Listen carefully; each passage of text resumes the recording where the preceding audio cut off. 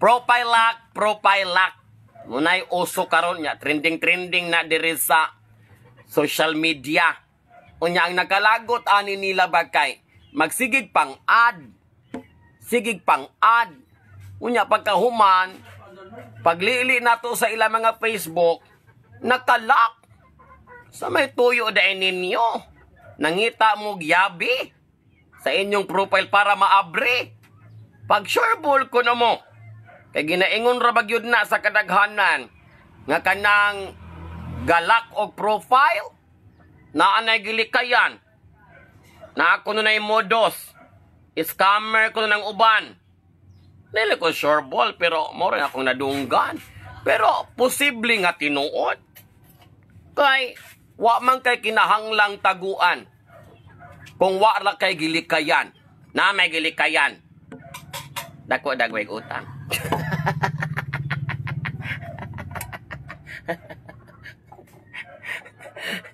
Gilak man ang profile.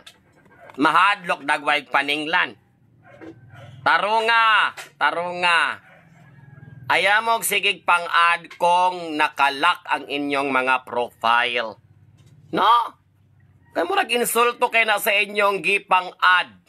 Magpa-ad mo og something mysterious. Unsa ka? Kondinado?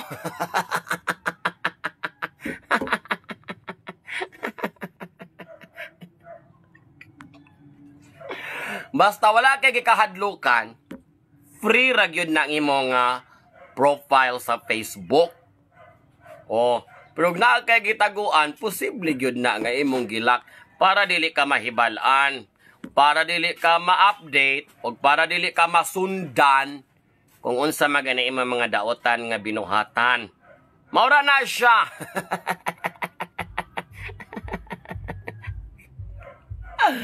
Ay, nako magaday. Bitaw. Kung unsa inyo mga tuyo manggali nganong gipang lock ninyo inyo mga profile, inyo ra na. Bahala na mo sa inyong kinabuhi.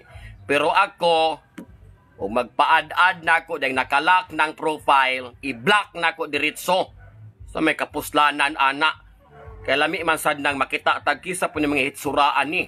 Kaya sa maning gaad-ad na to. Kaya di man kakita, pasagar tag-accept. Kaya pag-accept na to, di man tamuangay. Okay, kabalo man tag mangutangay ni. Di imbis bag-urang na-accept, na-block na punog balik. Di man taka-profiling. Maglisod maputag salig. Kay lami magud og nindot magyud tong pag-click nimo sa Facebook, makita nimo iyang nawong, unsa kay trabaho aning panulayan ni, nganong nagpa-ad-ad ni, unsa kay tuyo ani niya, nganong nasalaag man ni siya pang-ad-ad diri sa social media na unya wa tay makitaan, mosalig di ay ta. Ambot lamang ninyo. Bahala mo. Iyahay tag kinabuhi. Basta ako nakalak ang profile. Goodbye. Wala accept. Oy. Bunda ko maning cellphone. Laita na kanya mga palopian chub.